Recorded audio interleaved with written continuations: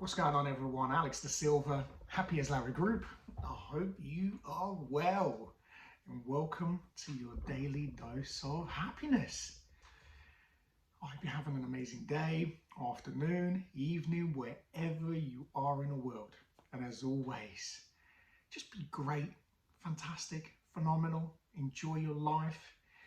This is what we have right here and right now. And I hope you're making the most out of it, especially the times that we're in right now. I know that it's affecting every single one of us, in many different ways.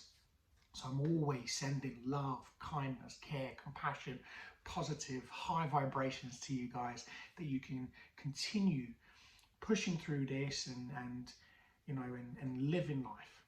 Really enjoying the times that we have. I know sometimes it's not always possible, but I always want to send that out there and send it with a big smile, and hopefully you can smile and then ripple effect that out into the world.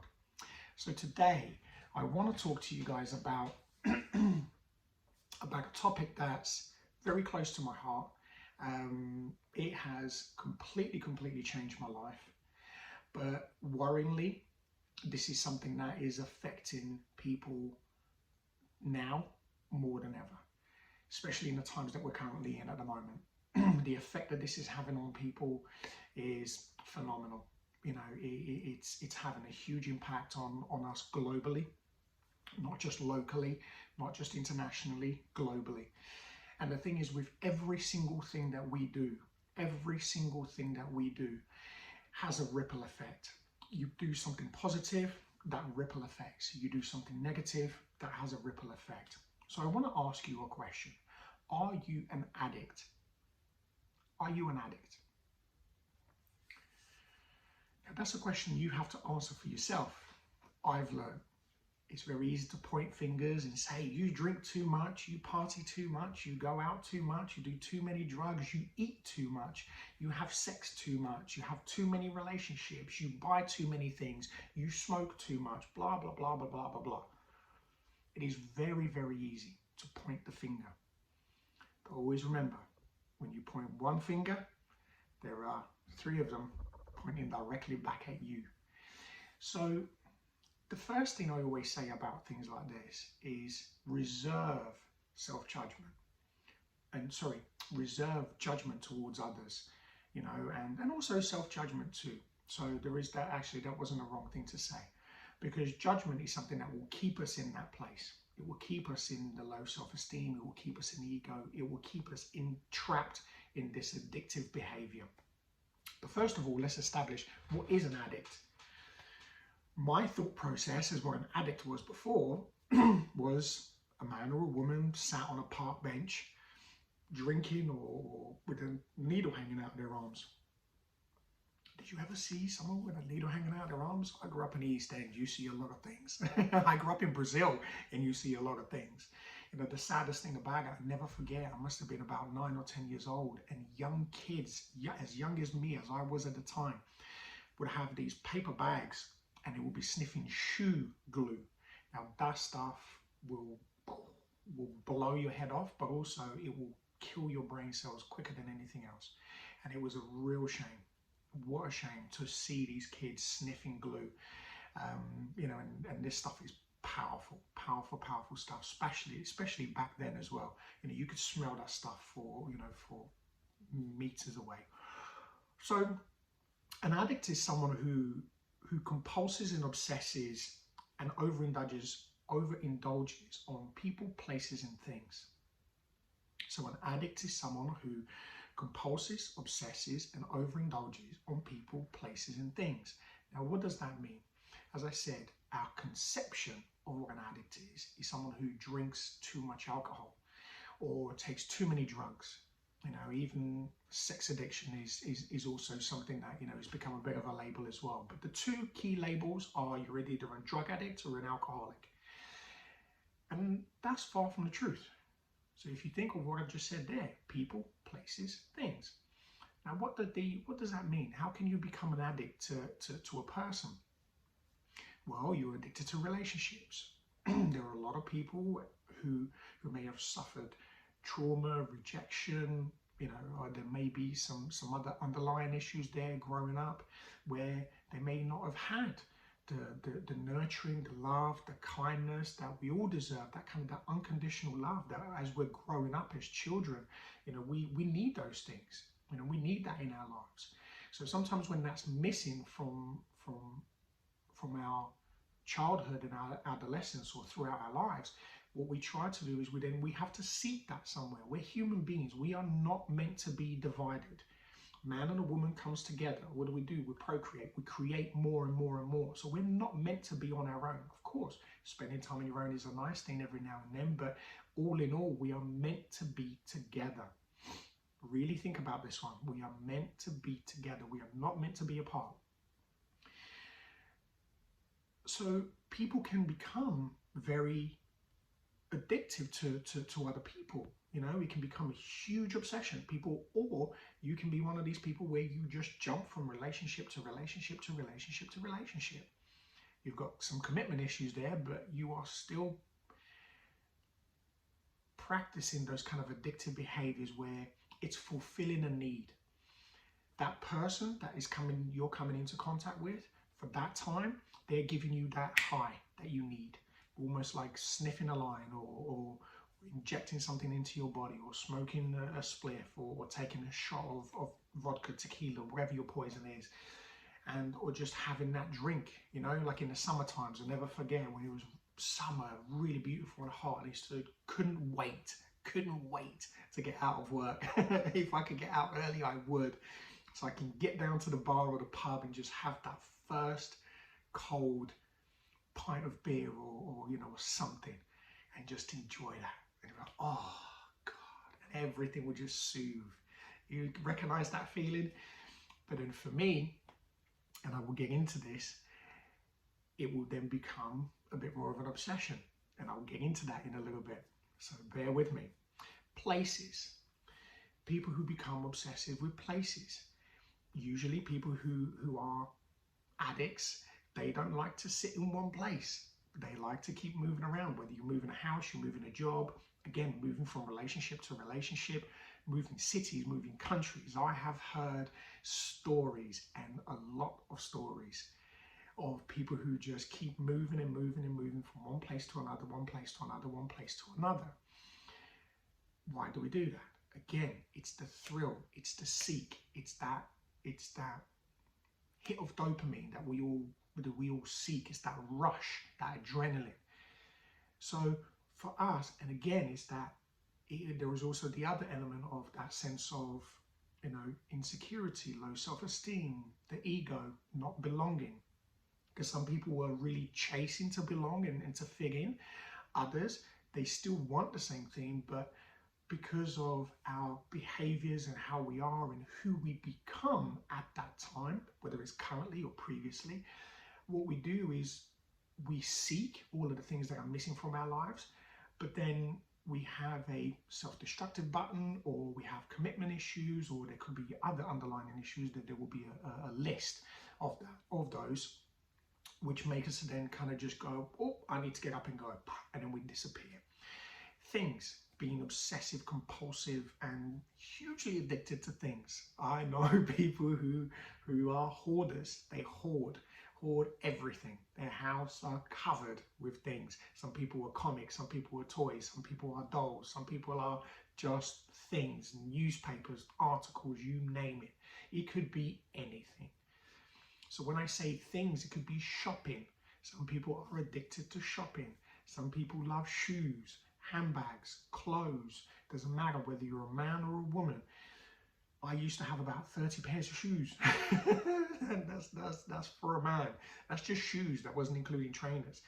And I had pretty much almost every color. I love Converse trainers, and I had pretty much every color at one point of my Converse. I even had one that matched this jumper. I'm not even joking. So that just gives you a bit of a flavor of sometimes where it can take us, you know, with our behaviors and how we are as individuals. So let's remove the label of, you know, you're only an addict if you're addicted to alcohol or drugs or sex or food, which generally tends to be the sort of the four common, you know, denominators. or the 4 key players, when we're talking about addiction. But that's far from the truth. Far from the truth, because we have become a society where we label things, and a lot of the times we label things so we can then get away with what our actual behaviors are. So we can say, well, I don't drink that much. I don't drink as much as John down the road, or Sally over the street. Look at her behavior. Look, her husband beats her up. Or look at John. Look at how he cheats on his wife and he does X, Y, and Z. By the way, these are just these are characters. These aren't real people. So what we do, our addictive behaviors, how do we become addicted? Or how do we form these behaviors? It's quite simple. Every human being in some form or some level, we're all addicts. How are we addicts? So addictions is in the brain. So it's a well-trodden path. So like when you go for a nice walk and you see where we've walked, through a place too many times, and all of a sudden you have that well-trodden path. This is no different. Addiction is the same. We're creating a well-trodden path in our brains that is teaching us everything that we do from the day that we were born until the day that we die. We are constantly learning, growing, developing, learning, growing, developing. So if you take away the substances, the people, the places, the things, and just think about that. It's just a behavior. And if you think about what we do generally in life, we are constantly expressing behaviors. We're constantly going out and doing things. And sometimes even when you go to the gym, you can be obsessive with the gym. Athletes, the top 1%, these people who are phenomenally successful, they don't sleep. They're workaholics. Again, there are so many different ways which people can express addictive behaviors. Now, we will come to that. Are they good? Are they bad? Let's not worry about that for now. But the most important thing that you need to realize, and this is really important for you to know, our brains through time has developed that fight or flight system, well-trodden paths. So before it was a survival mechanism. Now we use these mechanisms and these tools in order to soothe and numb the things that we're going through. And a lot of the times now, before we could deal with our emotions, we would deal with our emotions, we will express and talk about emotions openly, something that we should all be doing on this every single day. But again, that's something that has been demonized, it has been labeled, and we have been taught that it's a bad thing to do. Sharing your emotions with someone, whether you're a man or a woman, man to man, woman to woman, man to woman, it doesn't matter. Talking openly, vulnerably, expressing what's really, really going on, showing your emotions, crying, laughing, screaming, being angry, for that small amount of time, I've said it in another video, we will only express our true emotions, our body, the chemical reaction when we're experiencing any form of emotion only lasts for 3 minutes. That's it. Now, if we were to deal with our emotions in a healthy way, what do you think that will do for you as an individual? For your mind, your body, your spirit? Now, we've been taught otherwise. Don't deal with your emotions. Don't tell people what you're thinking. Don't tell people what you're doing. Don't trust anybody. Keep that zipped. Keep everything inside. You're weak. If you're vulnerable, you're weak. You're weak, you're not good enough, blah, blah, blah, blah, blah. And the constant messages again, that we receive throughout life. And how does that make us feel? It makes us feel sad. It makes us feel anxious, stressed, depressed. We don't know how to cope with our emotions because of those messages. We don't know how to express them. And again, humans aren't meant to be alone. And when you feel like you're on your own, when you feel like you don't know, that you need to share, but the world keeps telling you otherwise, then what do you think that creates? It creates division, it creates separation. It disconnects us from everything that we are. And we are one, we're together, we're everything. So when you're separated from your fellows, man, woman, others, then what happens is you start to carry that burden on your own. And from previous experience, that's too much for me to carry. That's too much for any human being to carry, because we shouldn't be carrying it. Our bodies are not meant to be carrying, negativity, not at that level. stress at a certain level is actually really, really good for us. But if it goes past that invisible line, then it starts to then multiply and create really, really, bad experiences. Let's label, bad experiences for us, things that are really painful. So, and then eventually these things can trigger mental health issues. It can go even further. We can start to then trigger trauma and PTSD. There are so many things that we, every single one of us would have experienced throughout life. So as we continue to experience these things through our life, our brain is remembering every single one of these things. So well-trodden path. And what we do is we then start to teach our brain how to cope with that. So when you're feeling a certain emotion that you're not happy with and you go and you turn to a drink, then your brain's gonna, remember that feeling on a Friday night or Thursday night, or Wednesday night, whatever it was, Monday to Sunday, when we go to the pub and you used to have that pint of beer or that drink or that wine, whatever it was, and you'd have that drink and you just think, and everything just soothes. And you actually feel the goosebumps in your body. But then we'll go, I'll have another one. And I'll have another one. And I'll have another one. And I'll have another. And the next thing you don't know how the hell you got home, who the hell was in your bed or not, or what the hell you've bought, or what you've spent your money on, how on earth are you going to get through the rest of the month, and why am I here?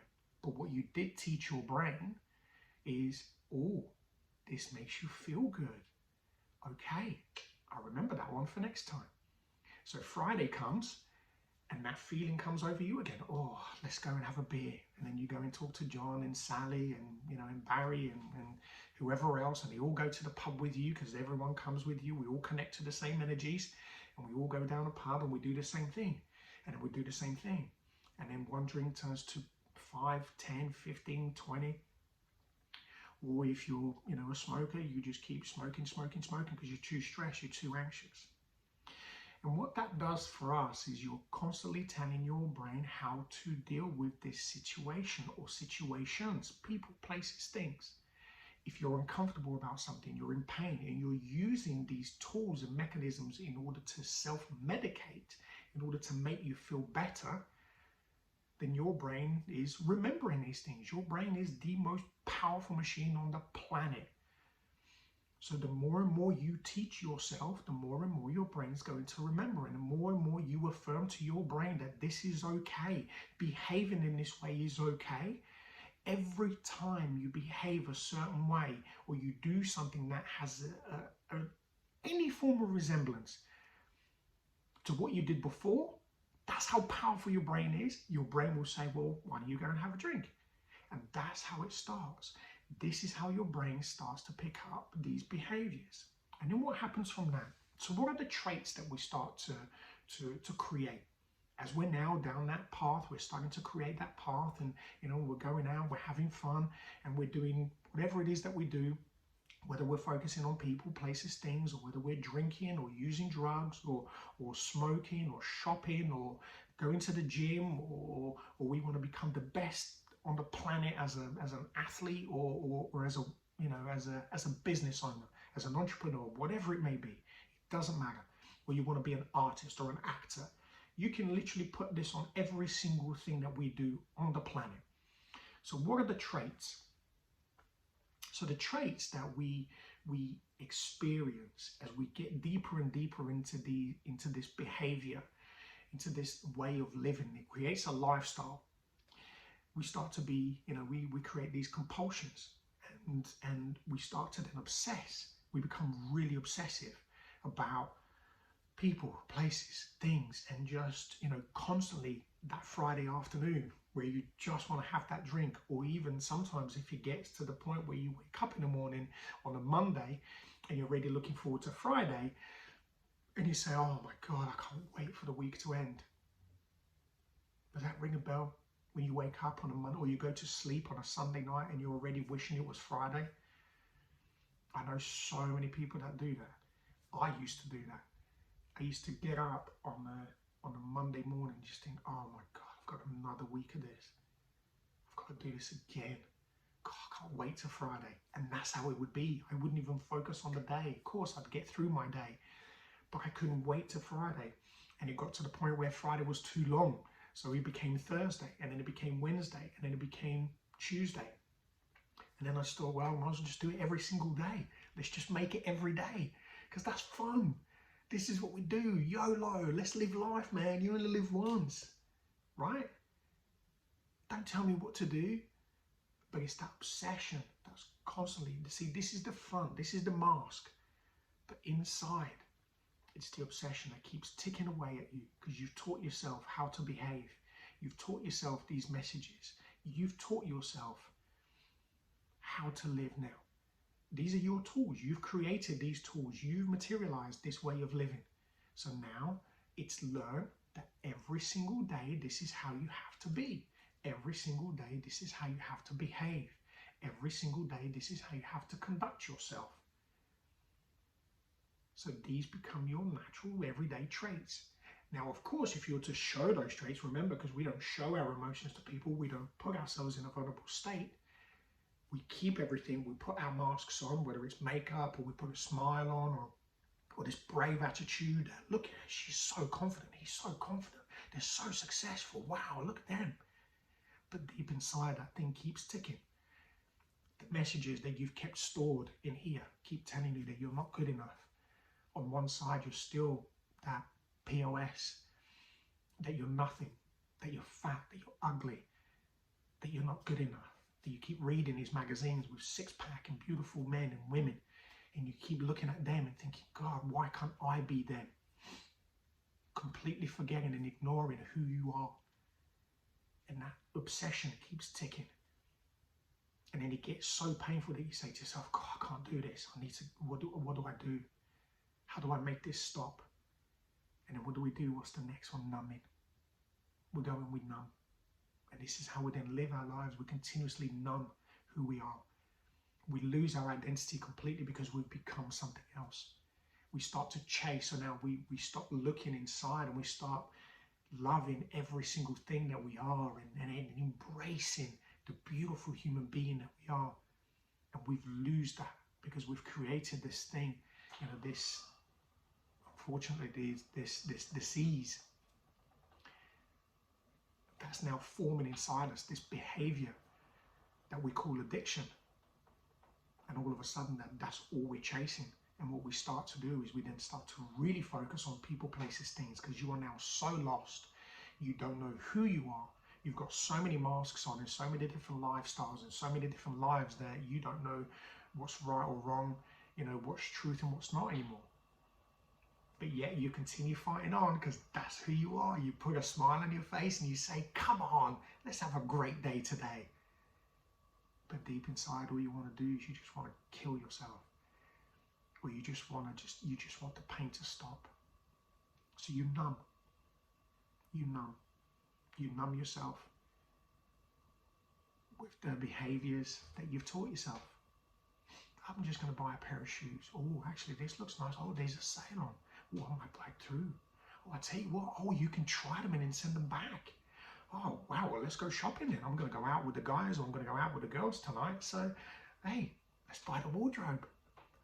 But as in, it's not an outfit. You buy a new wardrobe. And then you've got all this stuff that comes and delivers and you feel static. You feel phenomenal. You've given yourself that high, that numbness, that for a split moment in time, you feel overwhelmed and joyful. You pick out the things that you want, you return everything else that you don't. You keep the labels on all the clothes that you're going to wear tonight. You make sure that there are no scuffs or marks on them. You take really good care of yourself because you're going to send that back too. And then you go out and you have this beautiful evening that you don't even remember. Or you may do. But it's that need for more. It's that constant need for more. I need more. I want more. More. More people, more places, more things. Let's go on a holiday. Let's spend money. Let's get on a credit card. It's fine. We'll pay it back. YOLO. It's fine. Let's live life. Yay. Living in the moment. In the now. Yeah. Power of now. Have you read that book? I'm so woke, man. Look at me. I remember these behaviors. I remember being that person. I lived that life. I understand. but it was constant need for more. Yet there were moments where I would get to enjoy that time, and I would go to these beautiful places and meet beautiful people and experience these incredible things. But there was one moment every single time where I would just sit there and it will make me emotional. Just one moment. Because I get to connect with me. The real me. The person that is lost. Because I keep seeking external things to fulfill who I really am. And I just sit with that person for a minute. And it might make me feel a little bit sad. It might make me feel really happy. I might even get emotional. Like now, it kind of brought up a really beautiful emotion. But a beautiful emotion because I can connect with that in such a beautiful way that it makes me emotional, because now I feel the emotion. I don't have to go, oh, can't show that on camera. Jesus, what are people going to think? I couldn't care less what you think. I want you to see this, because this is what life is. I don't numb anymore. I feel everything. Every pain, every emotion, every happiness, every anger, every resentment, every single one of those things. For those 3 minutes, I will sit in them, I'll allow them to do what they need to do, and then I'll let go of them. But we'll get to that soon. What are the trapping emotions as we continue through this journey? We get into these trapping emotions, these things that constantly plague us. As I said, you know, when you get that moment when you sit with yourself and you can sit and experience beautiful moments, and I'm going to highlight this now. I've had some phenomenal experiences in my life, even when I was going through, you know, my time in addiction. And I've created some beautiful memories. I really have. But I've also created some really dark ones. And I think the beautiful memories that I created, it could have been 10 times more had I experienced my true emotions, had I been there 100%. And I felt guilty, you know, so these are some of the trapping emotions that I constantly get. Guilt, shame, remorse, low self-esteem, ego, and it goes on. See what comes up for you as we're talking about these. What comes up for you? Even pause this and write them down. What are the constant emotions that keep coming up? Guilt for me was one of them. Not being there properly for my family, my partners, my kids, you know, at work. Because I got so deep into this, that trodden path became so much, the obsession became so intense that I was constantly now living this life, trying to fulfill this unwanted need,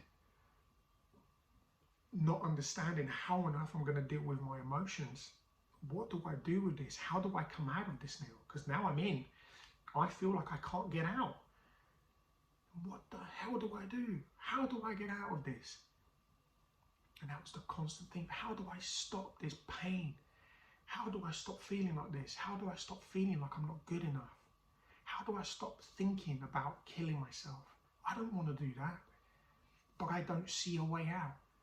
So these were the things, you know, it's that guilt, that shame, that remorse of, oh my God, what did I do the night before? And then I start to remember, and I start to think, well, even if I didn't remember, then I go and speak to my friends and everybody's laughing. Do you remember last night? What did you do? And I'll be like, what do you mean? What happened? And then, oh my God, the shame. Because I connect then with that. But then it brings up my insecurities. And it brings up the messages that I received from before. You're never going to be good enough. You're a POS. You're never going to amount to anything. So these things, the messages that we receive throughout our lives, remember this beautiful thing up here remembers everything.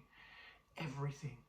And if you channel that energy, if you start to live in that low vibrational energy, then it feeds, because that's what you told it to do. You told it to do that. I told me to do that.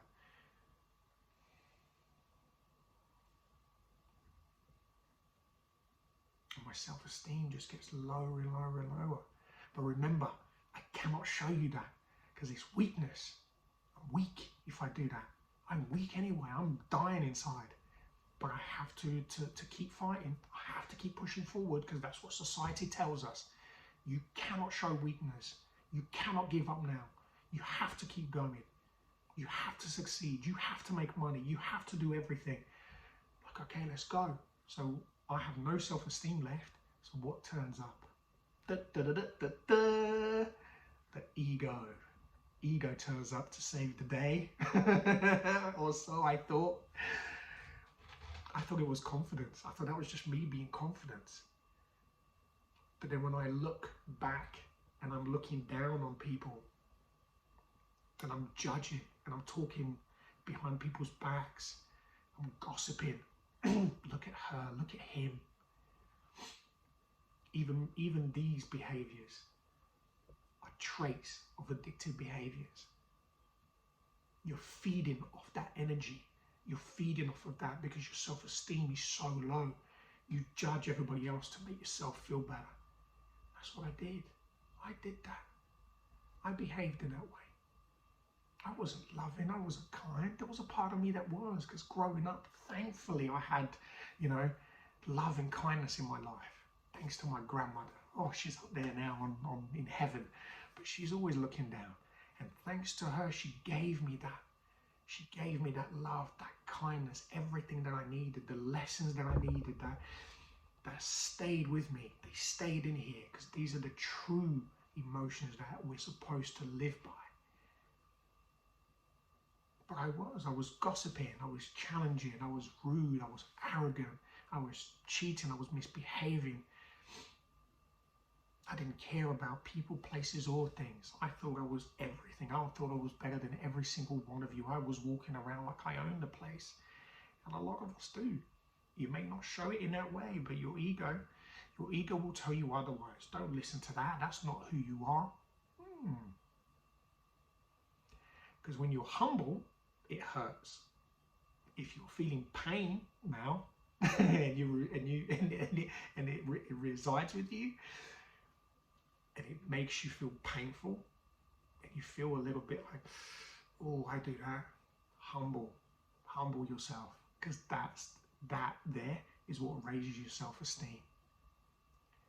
Now, if you go into denial, because that's another trait, denying the facts, denying the truth, denying honesty. That's what keeps you in that pain. That's what keeps you in that darkness, that low level energy. That keeps you in pain, keeps you obsessed every single day, keeps you not caring. So what behaviours do we portray as we go through this? Expectations. We have expectations of everyone. People, places, things. I expect the best service. I expect the best girlfriend. I expect the best job. I expect the highest pay. I expect you to treat me with respect. I expect.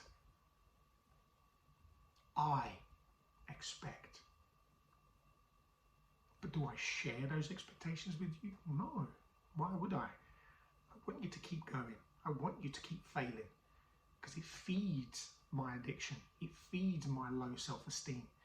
It feeds my ego. It gives me that sense of power that I'm better than you.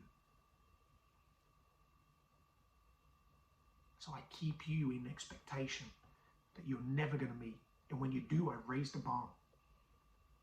Well, you don't do this. Well, you don't do that. One of the things that we have huge expectations of everything, but we have zero accountability. Zero accountability. That's not my fault. What are you talking about? That was him. That was her. That was my boss. It was my co-workers. It was the guy behind the desk. It was the woman that hit my car. It was my girlfriend who was being a pain in the ass. It was my girlfriend who was being too clingy. It wasn't me misbehaving, cheating, being aggressive to others, being rude. It wasn't me. How dare you? This is not my fault. I drink because of you. I go out because of you, because I don't want to be around you. You give me such a headache. Why are you always such a pain? Leave me alone. This is on you. This is your fault. Or the other way. Why do you keep going out? Why are you never here? Why do you not love me? Why can't you fix me? Why can't you help me? Promise me you won't break my heart.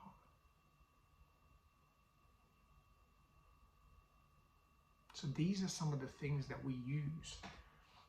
And again, if this hits home and it's painful, and you start to play some of your mind movie and some of the things you say to others, humble. Accept that this happens. Accept that you behave in this way. That's key. That's key. Because if you keep denying it, well, I don't do it all the time. Oh, so it's okay then. It's okay. It's okay to behave in that way. As long as you're okay, then that's okay. That was my thought process. Well, I don't do it all the time. Look at him. Look at how he does it all the time. Like, I don't go out that much. Like, get off my back. Once a week. Once a week I come home at 4 or 6 o'clock in the morning. Or I come home the next day. Once a week. Like, I just go out until 12 the other days.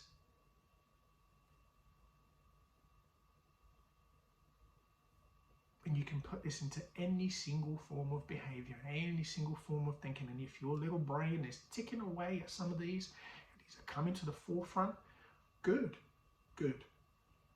Because we take zero accountability. It's always everybody else's fault. And the ones who don't like the videos, the ones that leave the negative comments, that's you. That's you. Let's get honest. Let's stop hiding. This isn't a blame game. This isn't a, oh, here's the other one. Oh, you never lived what I lived. You've never experienced what I've experienced. If you had gone through my life, if you had seen what had happened to me, you'd understand. You'd know why I am the way that I am. It's still your responsibility.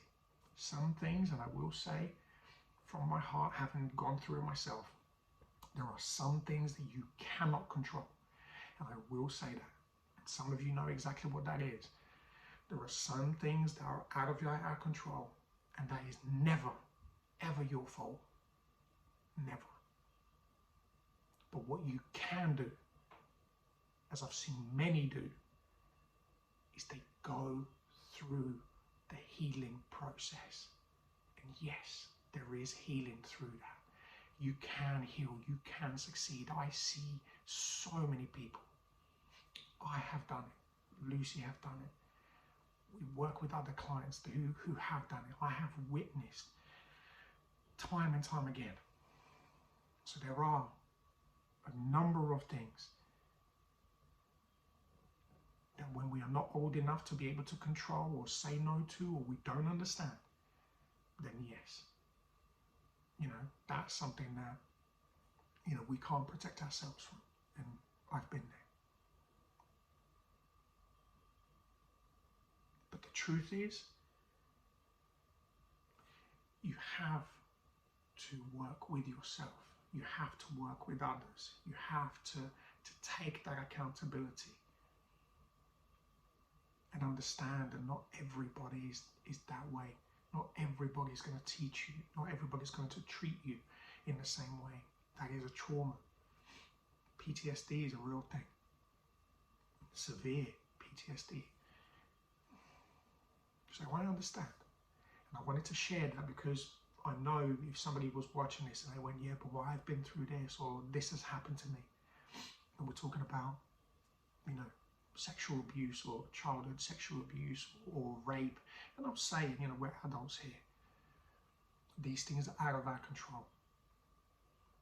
So there's no blame there. No one's to be blamed for that. Never. Never. But what we can do from a loving place, because we deserve it, is we deserve the healing, we deserve the love, we deserve the kindness, we deserve to be happy. That we do. That we do. And you can and you will. So blame and victim mentality, again, moving away from what I just said, so separate the two. I was blaming everybody and I was always a victim, always the victim. It was never my fault. And as I said, if you had lived my life, you know, this happened to me growing up, I never had this, I never had that, had a son at 17, blah, blah, blah, blah, blah. Not that any of it ever stopped me from becoming who I am today, but I used it. I used it as a tool of manipulation. I used it as a tool to get my way. I used it as a tool to get what I wanted, when I wanted. I used it to continue this behavior. And it wasn't a positive behavior. So when you're using these things in a negative way, you're using it to hurt not only yourself, but you're doing it to others too. That's not a good thing. That's not a good thing. And that's where we need to take accountability and full responsibility for ourselves. Because otherwise, nothing will ever change. And this hole only gets deeper and only gets darker. I know. I've been there. Suicide attempts, drug overdoses. I've been there. And I'm so grateful. And I say this with unconditional love in my heart.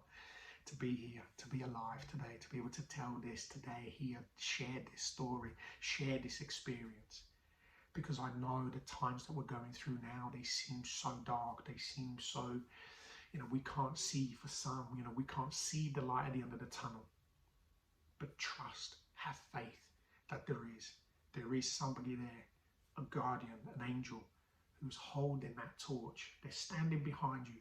Just keep walking that path. But stay in faith, stay in hope, connect with the people who know, connect with the people that can help you, because it will start to get brighter. Do not do this on your own. Do not do this on your own. So what can we do? What's the solutions? I've talked about, you know, pretty much everything, and I'm trying to keep this, you know, as tight as I possibly can. Because there are so many other things, but as you can imagine, as I'm talking through this, it would have triggered probably quite a lot in you if you're going through something like this. And again, remove the drugs, the alcohol, think about it as a bigger picture and behaviors, because that's what addiction is really. It's about the behavior, it isn't about the substance or what we do or what we use. If you can nail that and understand that it's about the behavior and get away from the denial and now look at a way of solution in life, then you're going to experience a phenomenal life moving forward, I promise you that. So what's the solution? Let's get into it. There are rehabs all over the world, you know, that specialize in mental health, addictive behaviors, across the board. Every single possible thing that you can think of. You know, we work with, you know, with rehabs, and well, Lucy in particular, she's, you know, refers clients as and when they need to. Lucy has been to a rehab. I personally came in through the next solution, which was a 12-step program.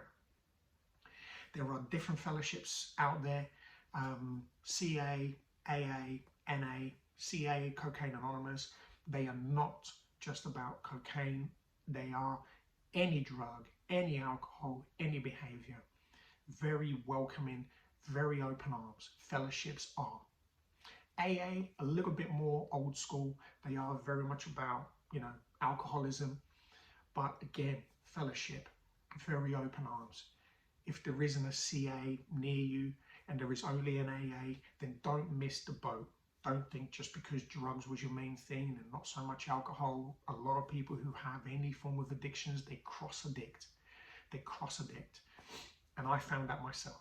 I found that I was cross-addicting with everything. One thing wasn't working, then I tried something else. If something else wasn't working, I tried something else. And, you know, I'm one of these people, I'm either all in or I'm all out. I don't tiptoe around stuff. So the next one, as I mentioned, NA, which is Narcotic Anonymous. Again, they follow a 12-step program. They follow a slightly different version of it, where they work through a book called The Green and Gold.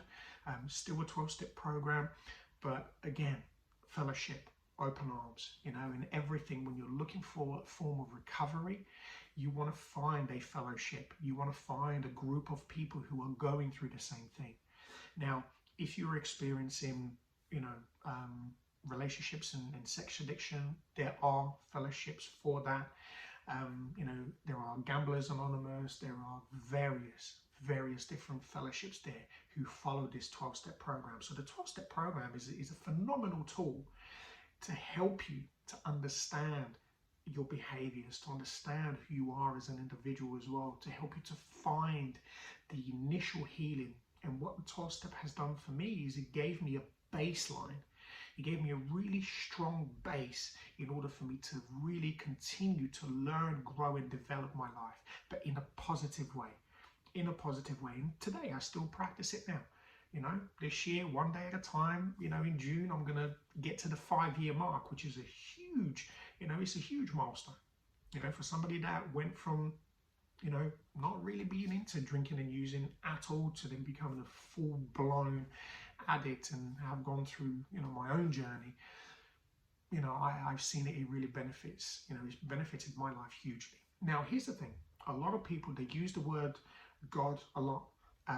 It's not from a place of religion. I think people freak out because they think, oh, you know, what's with this whole thing with God, and, you know, why do I need to trust God? And you don't have to trust anyone. It's just a higher power. It's a spiritual journey. You know, when you look at meditation, yoga, these are still spiritual practices.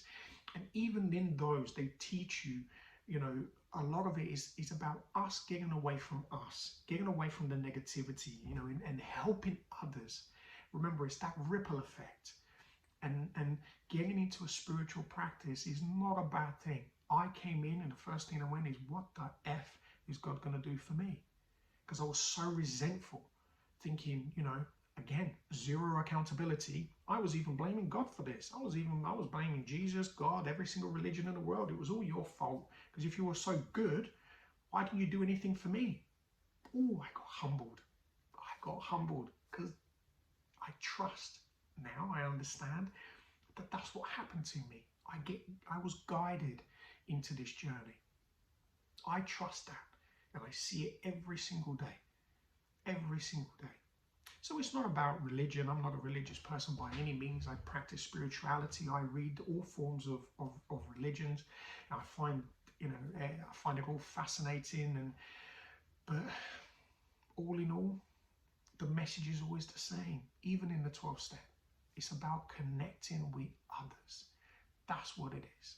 And that's what they talk about. So if you have a grandparent or a parent or somebody who may have passed away, I know that people have used them as their higher power, or just the energy, the vibration in the world, you know, the beautiful trees, whatever it is, as long as it's not you. Because when we come in and we're trying to work through these addictive behaviors, we're toxic. We've carried so much stuff in us, and our bodies are filled with traumas and toxic stuff and these negative energies. So it's working through these things.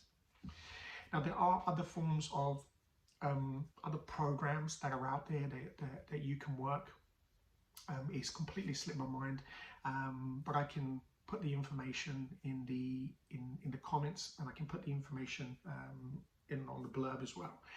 Psychotherapy, working with a specialist. Lucy, master's degree, you know, addiction therapist in psychology. You know, so this is what we do as a business. We specialize in mental health and addiction. I work with clients from a coaching perspective, so as a sober coach or a sober companion. Lucy works more from a therapeutic place.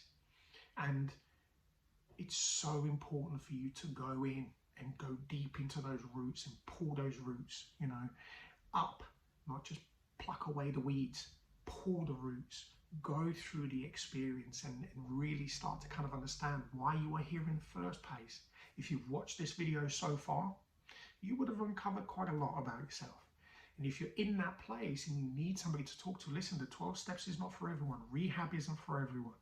You know, and that's one of the things that we've learned through our personal and professional journey. And we have to be open-minded. You know, we have to be open-minded. Not everybody wants to sit in a meeting. You know, they're not comfortable enough yet.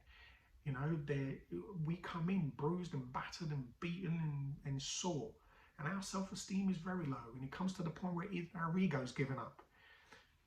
So this is very much about, you know, looking for the solution that fits you best, but not what's going to make you comfortable. It's what's going to help you to stay alive and to reach the next level of your life, for you to become the best version of yourself again, so you can heal from this. Don't find another solution that you can hang yourself onto and go, oh, I'm okay now, but you're still in pain, you're still judging, you're still calling other people, you're still, you know, saying Sally's is a bitch and blah, blah, blah, blah, blah, and we're still judging, we're still doing the same behaviours, but we're latching onto a program, or we're latching onto a solution, but nothing's changing. Take accountability. Be responsible for yourself. That's what I had to do, and that's truth. That's not blame, that's truth, that's love. Because you've run away from yourself for so long, you don't even know whether you can even do it for yourself. I thought that. How am I even going to do this? Work with somebody that can teach you. Work with somebody that can show you. That's what it's all about. You don't have the answers. Humble, you don't have the answers. If you've screwed your life up, you definitely don't have the answers to the solution. So work with somebody. 12 steps are free, completely free. There are so many other rehabs there that offer free day rehabs. There are rehabs where you can apply for and you can go there on a daily basis. You don't have to go and stay. There are so many things now. So many other solutions, so many places that can help. So the help is there. It's whether you want it bad enough or whether you want things to change. Sober Coach, which I mentioned, you know, there are phenomenal coaches out there who offer a fantastic solution. There are companies out there, you know, as I said, it's something that I work with. I work with clients, and I can work with clients on a day-to-day basis, or I can go and stay with a client, sometimes weeks and months, and this is something that Lucy and I offer as well. And sometimes, again, that's a different solution, is coaching someone through the process. Some people need it gently, you know, just a gentle approach. It's not always going to be, you know, go, go, go, go. You know, if you've come in, you know, like we have, and you've been battered and traumatized, and, you know, you want to kind of understand things. You want to work with people that can help you to understand the process and understand, most importantly, this is not a 30-day solution. This is not a quick fix. It's a lifestyle change. So it's gonna get painful. It's gonna get uncomfortable. But remember, the emotions come up, deal with them, let them go. Deal with them, let them go. Those emotions that have been trapped, they're dying to get out of you. That's why they keep coming up. That's why they keep coming up. But you don't know how to deal with it, so you keep pushing it back down. Let them come up now. Because your emotions, you will only be shown what you can deal with. You will only be shown what you can deal with. That is it. So you will be able to deal with all of the things that are coming up. You may not think so, but if you're working with somebody that you can trust, somebody that has been there before, they are armed with the tools and the facts, they will be able to help you. And the next thing, you know, something that we're currently doing at the moment, we've tried it ourselves as well, you know, working through trauma is the hardest one. You know, trauma is the one that kind of sticks around for a little while. And we've been working and doing breath work, and we've been starting to do work with plant medicine as well. And it's phenomenal, phenomenal. We've seen the results, not just on us, but with clients that we're working with. You know, we work with, or Lucy works with clients on a therapeutic basis. And I work with clients, you know, doing the breath work and with coaching. And, you know, we've held ceremonies and we've been part of ceremonies. As you know, we are guinea pigs to our solution. So we never talk about anything that we don't try. And this brings everything up to surface. You know, again, the things that you can deal with. But again, it's a journey. It's a process that you have to go through. And as you go and you continue to go through this process, you know, you will start to find that healing. But working with somebody that has the tools and the experience, both personally and professionally. I see a lot of people out there that just read books, and they think they know everything, but having never gone through this themselves. And of course, people are there to try their best. I'm sure I always trust that. But I have heard and I have seen, people who actually do more damage than good. So do your research, go and look for those people who can really give you, the tools that you need, but the tools to help you to live a lifestyle, the tools to live you, that you can become this beautiful individual that you've been crying out and you've been dying to become every single day. Every single day. He, she is there. They are there. And if you've watched this far, oh, you are definitely there. You are definitely there. And I know you are, because I've been there. And sometimes when we've become lost souls, and we feel like we've completely lost ourselves, and we're living in this, it's like this zombie mode, I call it. We're just, just going through life. We're watching the same TV, we're watching the same programs, we're looking at the same stuff all the time. We're being completely, manipulated and brainwashed, by other things, because we just don't want to connect with us. We've lost that connection. So we're seeking something else to give us what we really want. But if you're vibrating at a low level, all you're going to chase is more fear, more anxiety, more depression. And that's where you're going to stay. You have to rise above that. You have to ask for help. You have to humble yourself. You have to be strong and courageous and say, do you know what? I have nothing to lose, because you don't. Because if you don't like it, you can always go back to where you were. It's quite simple. But believe me, if you're strong enough, this isn't for the faint-hearted. But if you get through it, which I know you can, believe me, I've seen many do it, including myself, and I am not special. You will have a phenomenal life. If you have any questions, anything you want to ask, anything that has come up for you, please do not struggle in silence.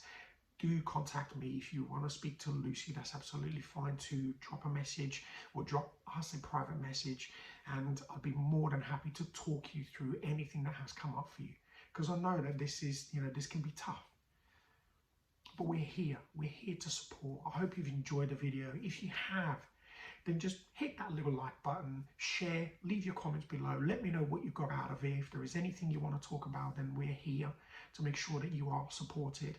And have an amazing day, afternoon, evening, wherever you are in the world.